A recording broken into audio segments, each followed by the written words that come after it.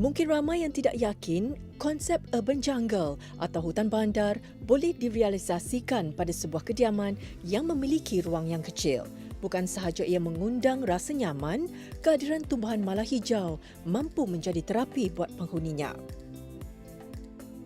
Konsep kediaman rumah saya ialah hutan urban. Kalau dalam English, dia lagi dikenali sebagai urban jungle. Saya suka menanam. Tapi because kita di rumah apartmen, so tiada tanah, tiada balkoni, rumah ini penuh masuk cahaya matahari. So saya start menanam because anak saya autistik. So kita nak kurangkan perabot punya chemical. Setiap inci of kawasan tu kena ada pokok-pokok untuk kurangkan chemical perabot. Produskan lagi oksigen. So itu yang saya start menanam dalam rumah.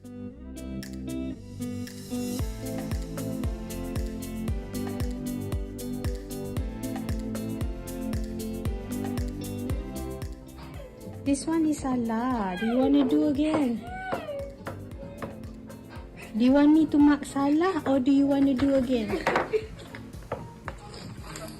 That's why Ibu cakap jangan laju-laju. Slowly. Too fast. Memiliki anak istimewa, Nadrah yakin suasana kediaman yang dipenuhi tumbuhan hijau ini mampu menjadi salah satu terapi untuk menenangkan perasaan anaknya. Selain susunan pokok-pokok yang ditanam, pemilihan cat warna putih juga memainkan peranan penting bagi memberi impak kediaman yang lebih luas. Kombinasi warna hijau dan putih ini menghasilkan paduan warna yang seimbang. Ruang tamu yang dihias dengan konsep hutan bandar ini sering menjadi tumpuan keluarga apabila bersantai. Malah, tetamu yang bertandang juga dapat merasai pengalaman yang berbeza. Sebagai suri rumah sepenuh masa, mempunyai cahaya mata yang istimewa bukanlah suatu hal yang mudah. Tetapi bagi Nadrah, ianya satu cabaran yang perlu dikendalikan dengan baik. Bagi mewujudkan suasana tenang dan nyaman, dia sentiasa melakukan pelbagai rujukan bagi mendapatkan hasil dekorasi yang menarik mengikut citarasa yang diinginkan. Konsep hutan bandar ini memerlukan penjagaan yang rapi agar tanaman bebas daripada serangan-serangga perosak. Kita tahu semua pokok perlukan cahaya matahari. Bagaimana saya susun pokok itu, tiap-tiap tahun akan berubah. Bukan saja pokok-pokok di situ yang dapat melihat langit, dapat matahari. Pokok-pokok yang jauh daripada tingkap juga dapat cahaya lampu. Dia tetap juga grow. Tapi ada trik dia. Kita kena tahu selama berapa bulan dia okey ke tempat tu atau tidak. Kalau tidak, kita kena letak dia dekat dengan cahaya alam semula jadi. Banyak cabaran dia.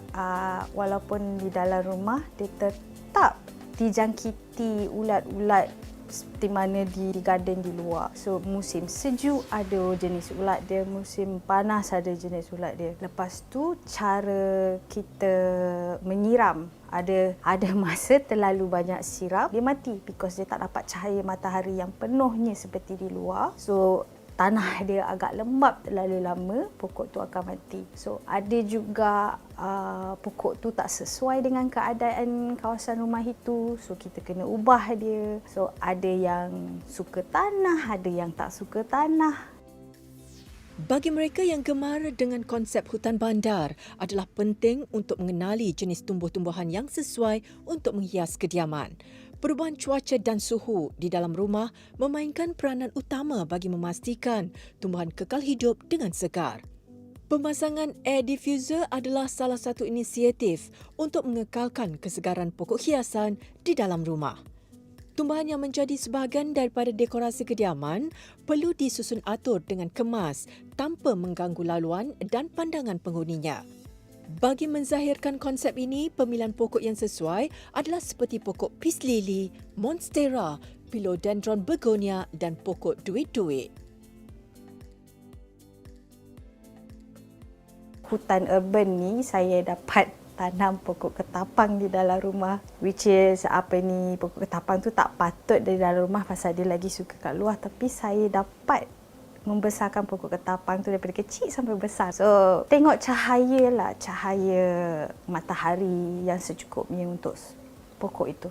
So tips yang saya dapat bagi ialah cari pokok yang boleh tahan cahaya rendah, because bila dalam rumah ni ada kebanyakan masanya akan gelap. So cari pokok yang boleh tahan cahaya gelap. Kalau anda bekerja selalu setiap hari, saya sarankan just 1-2 pokok sahaja. Tengok kalau anda boleh jaga. Gaya dekorasi rumah yang bertemakan hutan bandar ini mampu menciptakan atmosfera nyaman. Menerapkan tanaman dalam rumah bukan sahaja boleh menjadi terapi buat penghuninya, malah dapat menyumbang kepada udara yang bersih. Bagi anda yang inginkan dekorasi hiasan dalaman rumah yang tampak lebih santai, mungkin konsep seperti ini boleh dijadikan sebagai pilihan.